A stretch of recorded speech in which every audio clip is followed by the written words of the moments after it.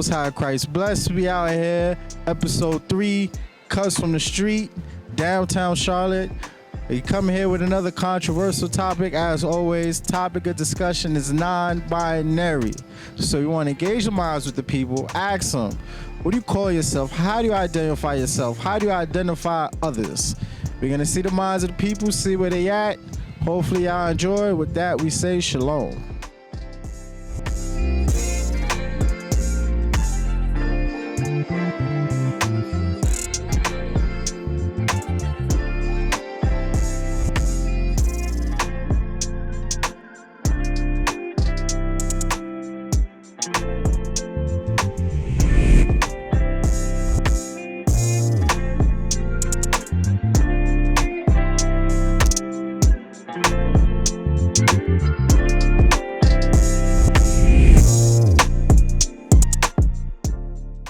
How's it going, y'all? We out with another Cuss from the Street. As you see, we're out in downtown Charlotte. We're down here getting the thoughts of the people on another controversial topic, which is non-binary and binary gender. So with me I have Shakur, Emmanuel, and Jordana.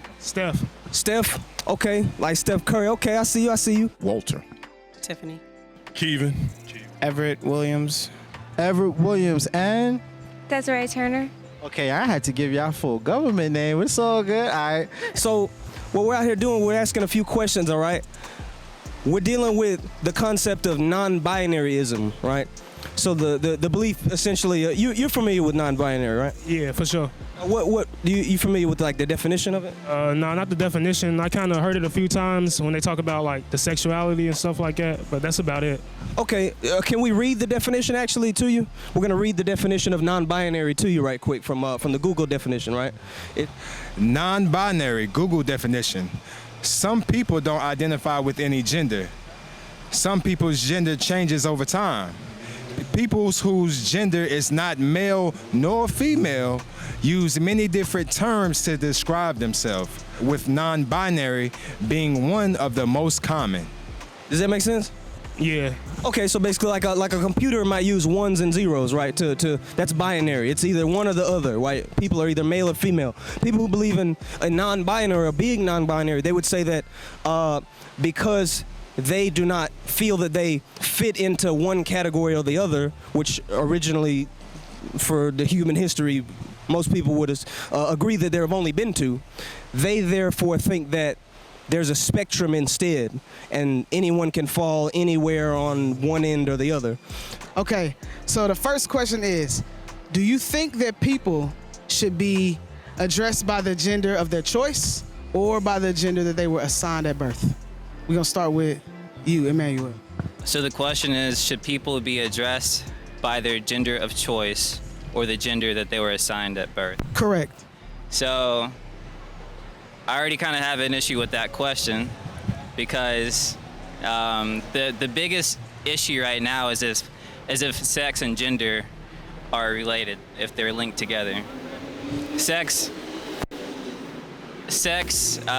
purely describes, your biology, whereas gender is, people these days are saying it's more of an identification, gender role, whether you act more of a man, more of a woman. So the thing is you can't identify as whatever your sex is, that's what you are. So why y'all say no?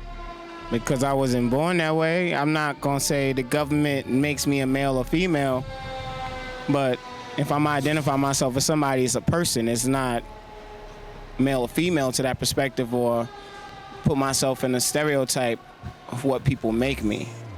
Okay. But I wouldn't say I'm a woman based upon the knowledge that the world taught me. Women have, men have, it's clear cut. At least they gave a clear cut description to separate that.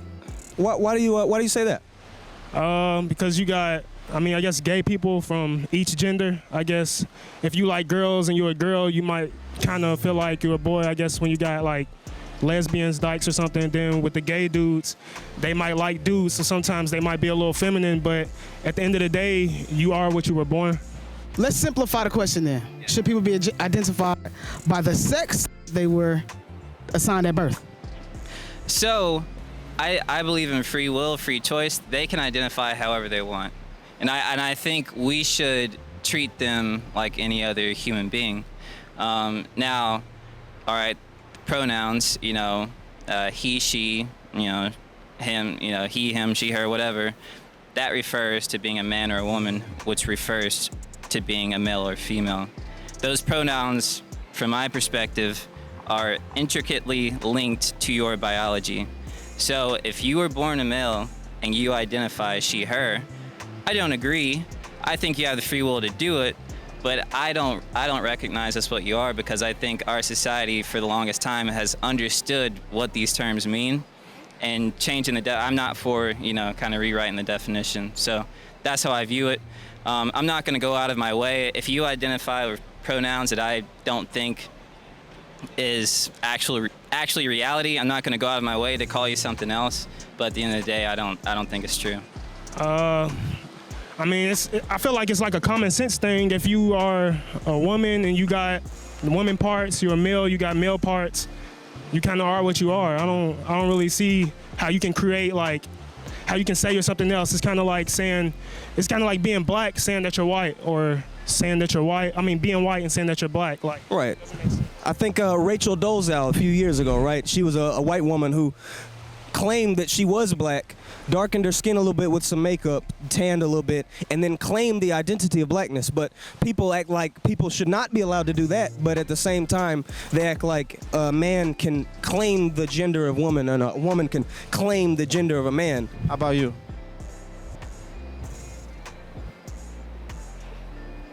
That's a good question. For it to be at birth, you still putting yourself as a label. For you putting yourself after and you change your sex, you still putting yourself as a label. So either way, it defeats the purpose, the same thing. Okay, what about you, Jordana? So I think that gender is definitely different from sex. I think it's important to identify as your sex in a very medical sense if that is needed, but otherwise I think regardless of what your sex is, you have the right to choose whatever pronouns fit you, because that is how you identify in society. If that's how you feel, then it doesn't necessarily have to link up or sync up with the sex you were assigned at birth. So, with that being said, when it comes down to our children, you seeing as far as like Dwayne Wade, the basketball player Dwayne Wade, and his son that decides to be a daughter. Wade's daughter from a previous relationship, Zaya, has come out as a transgender girl. The 38-year-old is speaking out about Zaya's gender identity in support of his daughter's desire to live as her most authentic self. In a recent Good Morning America interview, Wade revealed Zaya has known about and expressed her gender identity since the age of 3. But while the famous parents have been supportive allies, figuring out how to best parent a transgender child has involved a natural learning curve for the family. Luckily, Zaya did her research and helped them figure it all out together. As Wade recalled, and she went down the list and said, this is how I identify myself. This is my gender identity, right? I identify myself as a young lady. With that being said, when it comes down to our children, do you feel like a child could determine their own gender? Nah, because I think, that comes with time and all that stuff. Kids really, attract what they see on TV and stuff. It's not how they really feel. You really don't know. You're not in tune with your feelings until you're probably like preteens or teenage years, you know what I'm saying? But as far as kids go, kids just mimic stuff just to mimic stuff, Their brain's not fully developed as a preteen or a teenager. Okay, we're gonna start with you. Are you old enough to determine your gender? No. Yeah. Yeah. So they say yes. Now I'm gonna ask you, Mom, do you think a child as young as 8, 11, 12 years old, could they identify their own gender, or is that up to them to decide? The gender that they're born with, yes. Anything other than that, absolutely not. They're still growing. Yeah, I definitely think they have the freedom to do so. That is their own internal process, however they go about doing that. I don't know how much of a process it is. I mean, every child is different in like coming into their own. So I really can't say, but it is definitely a journey they have to take and figure out, given that we're in a primarily heterosexual society where, you know, we're still coming to terms with there being a spectrum of sexuality and sexual orientation and whatnot. Right now, it's a thing going on. I don't know if you heard of it, but they call them babies. Have you heard of that? Babies. Babies? Babies. Like babies. Uh-huh. You know how you got babies? They're changing the name of the babies to babies. Do you know why? Well, I don't know why, but I know one thing. People that are raising their kids to be gay and raising their kids, they shouldn't teach that. They should teach them the facts of life of being naturally created how they are, a man and woman. I'm from San Francisco. They have a lot of gays. They got gay communities. They got gay rights. They got gay this. Okay, but me personally, I think they're going right the wrong way. But see, this is actually different from that because that's somebody deciding to be gay. This is actually something. Let me read the definition for you, right? But I say because a lot of our people, they haven't heard of it and they don't know what this is. So we'll make sure we're on the same page. All right, read that. Google definition: babies. Since about 2018, the concept of babies, a portmanteau of the neutral pronoun they and the word baby, referring to young children raised as neither boys nor girls, has gained currency. Right, you pick that up, right? So pretty much as the baby, you can just look that up. It's a common definition. Babies, THEY, and the rest is from the word baby. It's essentially saying that when you raise a baby, it doesn't have to be raised as a gender. It can just be raised and decide what it wants to be. Would you see yourself raising children that way yourself? No. Why not? I mean, like I said before, I think a woman is a woman and a man is a man. I don't think you can really change that. I had a guy, an African guy, I would say last year, he told me that if you were to place a baby or so in another country and you didn't allow them to watch American movies, American TV, they would be who they are. Like they wouldn't decide to be, say they were a male, they wouldn't decide to be a woman. If they were a woman, they wouldn't decide to be a male. Basically saying that it's programming. What about you, Emmanuel? So I don't think you should be. I mean, I agree with Jordana. Like it's hard to say an age. Everybody has their own timeline. When they make decisions for themselves that are very, that reflect their identity, I mean, that's a big deal. Now, as far as education is concerned, I don't think you should try to teach kids about, gender and sexuality while they're trying to learn times tables. That's very confusing. They're already trying to make sense of the world as it is, get the very fundamental building blocks of just their education, and to throw that in the mix will confuse kids. So I think kids are highly, highly susceptible to influences by older people and people of authority. You have to be very careful how you present this information to them so you don't sway them one way or the other. As we celebrate Pride on the progress we've made over these past years, there's still work to be done. So to those of you out there who are still working against equal rights, we have a message for you. You think we're sinful? You fight against our rights. You say we all lead lives you can't respect. But you're just frightened. You think that we'll corrupt your kids if our agenda goes unchecked. Funny, just this once, you're correct.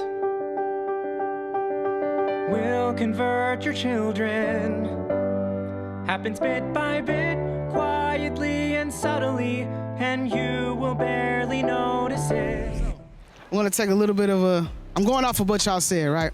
So, with children having the freedom to choose their sexuality, regardless of what age, we have statutes in America, right, where you have to be a certain age to drink. You have to be a certain age to smoke cigarettes, or what society would consider you an adult that has an age, right? So with that idea that children can choose, and also the idea that people have their own personal sexuality or sexual preferences, there are adults who are sexually attracted to children. Is that a problem? Because you start to see contradictions and, conflicts, within that ideology. So do you think it's a problem for an adult, male or woman, to have a sexual interest in children, so long as the child has a sexual interest in adults? Highly inappropriate. Highly inappropriate? Okay. That's dangerous. I think, so if someone actually struggles with pedophilia, I take pity on that person. That doesn't necessarily mean that they're gonna act on it. I think that's a problem that they have that needs to be addressed. But, in no way, shape, or form should our society ever normalize that. Y'all familiar with NAMBLA? No, what is... NAMBLA? The National Man-Boy Love Association? Sorry, what was that? National Man-Boy Love Association.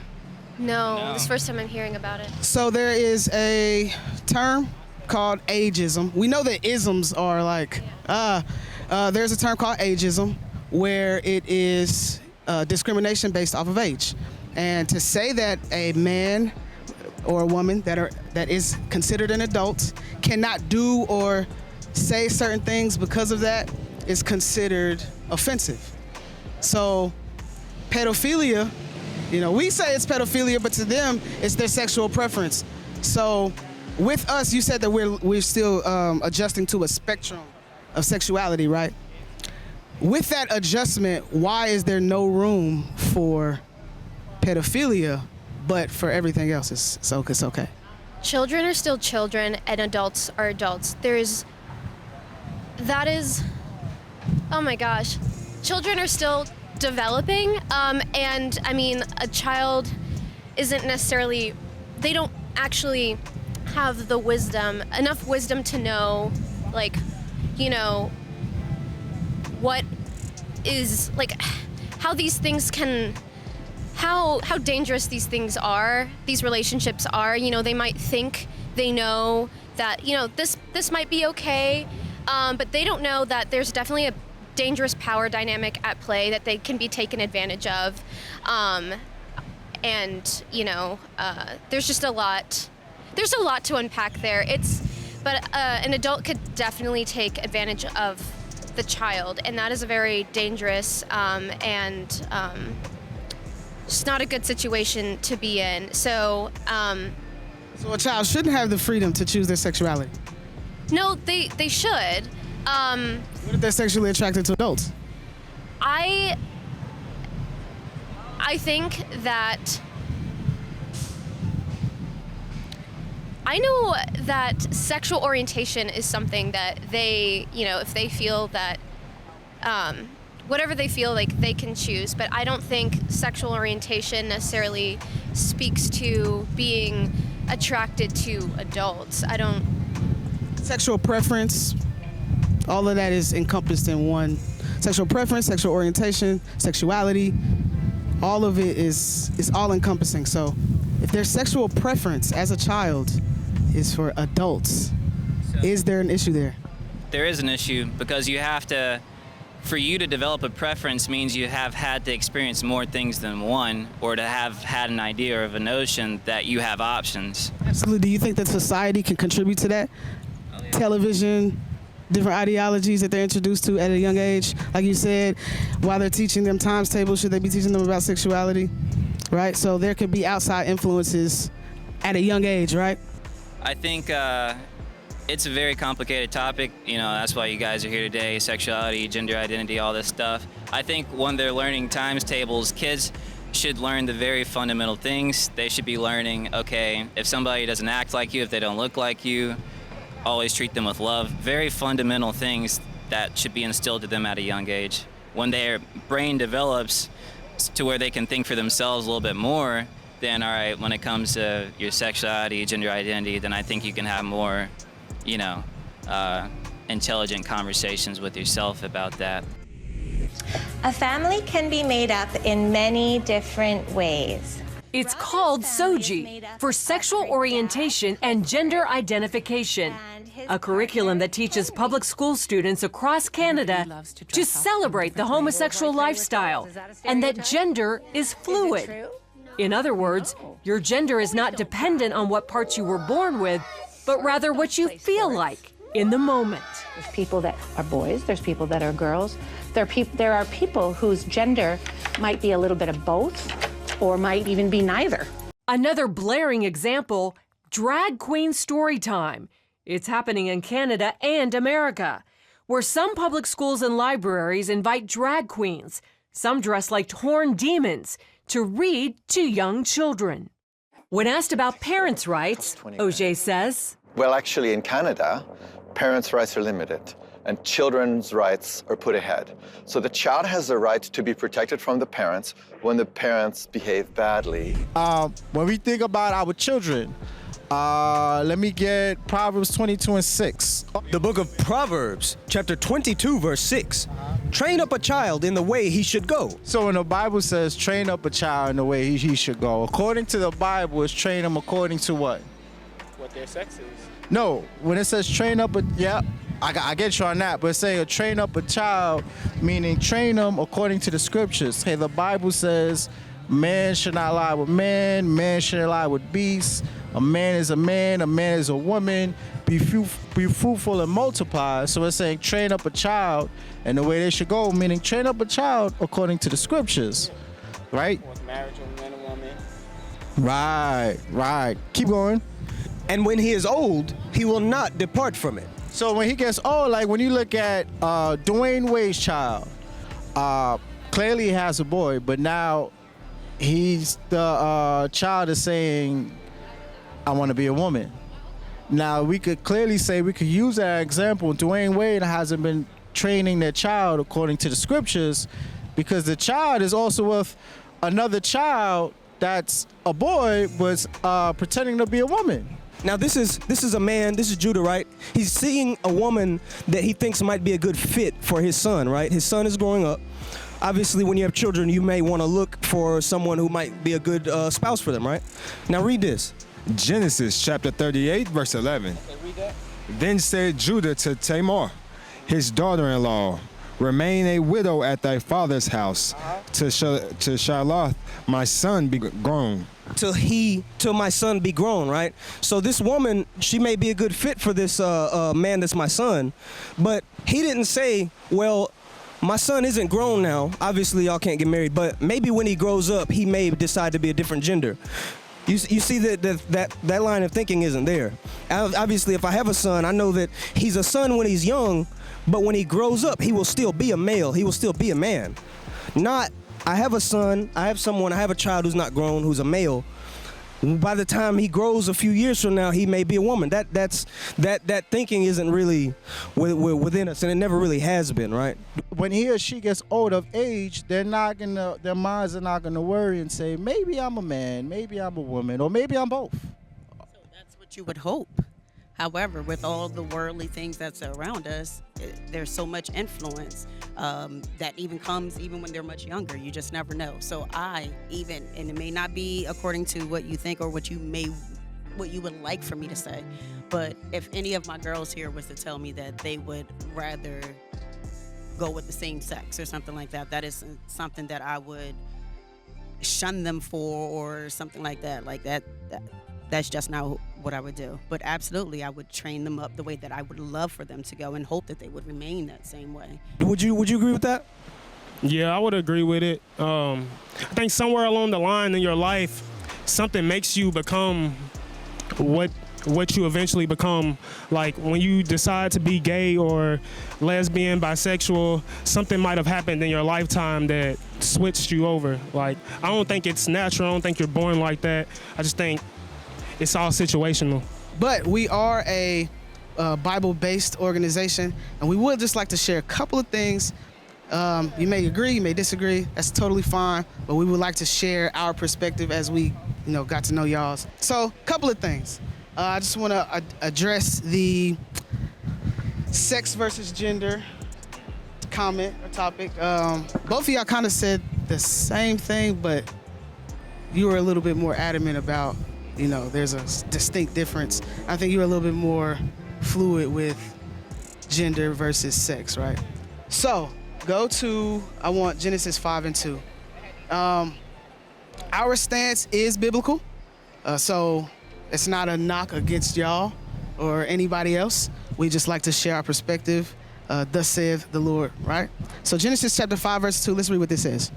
Genesis chapter 5 and verse 2. Male and female created he them. So, male and female created he them, right? Very plain verbiage. Male and female created he them. It's in society today. I like what you said about that there's a spectrum that we're getting used to. And you said something earlier as well that alluded to the same thing where things are kind of changing. You know what I'm saying? However, from the beginning, it was male and female that God created. Y'all believe in God? Yeah? Nah. I do believe in God. So it says male and female created he them.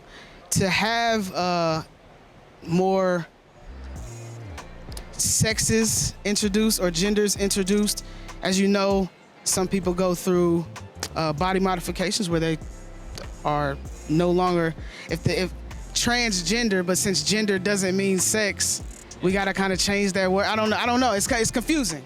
It's a lot of confusion, and that's why we're out here because we're trying to see what everybody thinks. Last question. Are y'all familiar with the show Red Table Talk with Jada Pinkett Smith? You like, yeah, I know. How about you? I would say I come across it based upon the Will Smith memes, but that's how most people know about the show. But with the Red Table Talk, there's a famous actress and singer called Janelle Monáe. Are you familiar with her? So she was on Red Table Talk, and when she spoke about God, she said God is much bigger than a person, well, first off, she identified herself as non-binary. She said she likes men and women. But she also mentioned, she said with God, that God is much bigger than a person, that he could be either man or woman. Talk about the journey of your sexuality and you realizing this is who I want to be, this is who I am.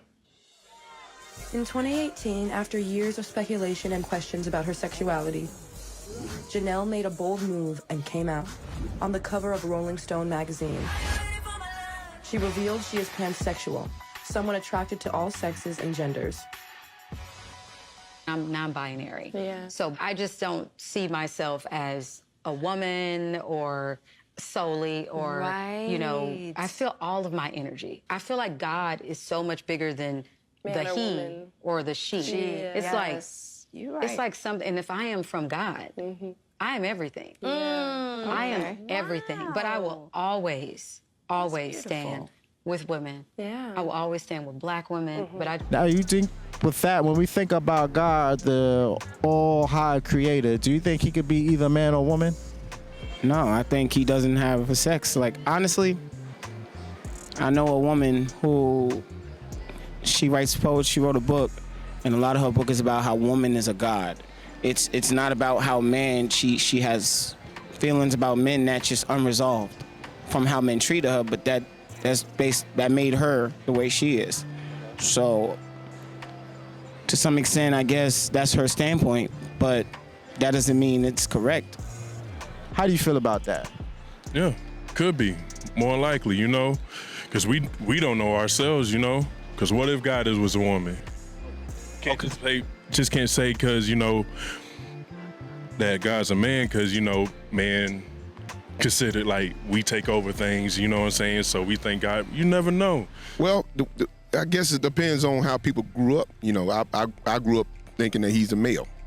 But he being a spirit, I guess he can be either way. He can be male, female, whatever it is, you know. So that's just my belief on that. He can go, he is spirit, so he can be male or female. So. Daniel chapter 7, verse 9. I beheld till the thrones were cast down, and the Ancient of Days did sit. So that Ancient of Days would be the Most High God, because there's no birthday of when he was. That's why the Bible references him as the Ancient of Days. And it said the Ancient of Days did sit, meaning he has a body, keep going, whose garment was white as snow. And that's definitely telling you more context clues that he has a body, because he said he sat and he had on a garment. Well, God had on a garment. I'm not going to say he yet. We're going to continue reading. Keep going. And the hair of his head like the pure wool. His throne was like the fiery flame, and his wheels as burning fire. So with that, we read his. So just reading based off that, that's saying God is man, but hold on. Male, yeah. Okay, keep going. What you got? But if you look at it states man, but you have to look at the scriptures, just like I said before. A man and a woman, different body elements, right? From what we know. So of course it would be a man if you describe woolly hair, certain features. You can depict a man from a woman if they had to do a sketch and description of a perp. They can pick it out. So a woman could have woolly hair as well, though. But we read his. So that's telling you precisely what it was detailed. Right. So based off of that description there, we would say that what? He's a man. Okay. So first and foremost, I want to read to you that, like, what is the gender of the Lord, right? Let's read that. Exodus chapter 3, verse 15. We're going to read a couple things out the Bible. Don't know if you believe in the Bible or not, but this is, the history book that our people essentially, descend from and have forefathers that wrote down things for us to learn from. So this is what our forefathers wrote about the Lord, right? Read that. Exodus chapter 15, verse 3. This is to what is God, a man or a woman? The Lord is a man of war. The Bible says that the Lord is a man of war. And like you said, there's he, him, all throughout the Bible, but people forego all of that language and then try to interject that he, what do you think about that? I think it's the times that we're in. I would say in Janelle Monáe's case, maybe with the whole women empowerment thing, that maybe people don't want to look at God as a male, I guess. But I don't know. It's kind of confusing to me. It's confusing to me as well, Steph.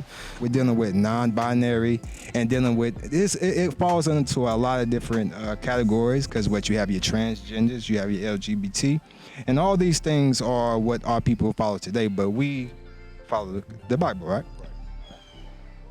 The book of Deuteronomy, chapter 22 and verse 5. The woman shall not wear that which pertaineth unto a man, neither shall a man put on a woman's garment. Right. So now you say you read the Bible, right? All right. So let me ask you, what does that mean right there? That men should not be dressed in attire that is for women, and women shouldn't likewise. So that basically is saying that God does not agree with you being born a female and identifying as a male, and men being born male and identifying as a female. That is wrong. You spot on. About to say, because it's not supposed to cross over, but this is also speaking of attire, right? So if I was to ask, let me ask you, what is the attire of a man that women might wear? Pants, right? Are you sharp? Okay. All right.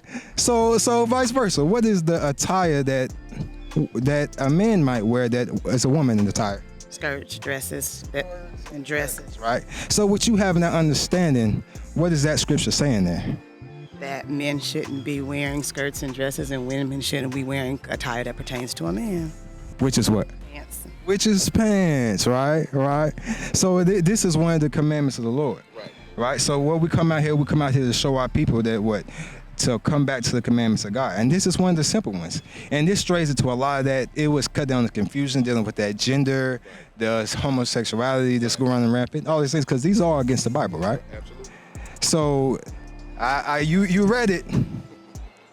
May I ask, do you try to keep that commandment, or it seems like you already know it? Have you heard it before? I mean, I've heard it before. My mom is a bishop, so my mom didn't wear pants a whole lot growing up. But I'm not gonna lie, I do. And I sometimes look at it and I have to look at what was done in the Old Testament compared to what was done in the New Testament and how things are done. But I do. I'm not even gonna lie. I've read that scripture. I know it, and I know exactly what it means. But I wear pants. I wear shorts. But my mom didn't. Well, that's a common practice. A lot of the older generation, all women, it wasn't accustomed to wear pants. But it's one thing I want to leave you with to think on, right? Do you see how the transition of the time is coming with how the growth is, how common it is to push the gender binary and all these things on our children? It was the same thing with the pants. It was unnatural for you to walk around and see a woman in pants, right? So, but they slowly worked it in, right? It's the same thing they're doing here. And I know he gave you a flyer. We don't want to hold y'all too long, but I want you to look a little bit into that, because it's things they slowly implemented is to pull us away from the commandments of God. And that's one of them, all right? Hey, I appreciate y'all coming out, dealing with us on the interview. So any last comments? Or? No, I appreciate the enlightenment. I appreciate it. Yeah, it's very good what you guys are doing. Keep it up. All praises. Hey, we appreciate y'all, and we out.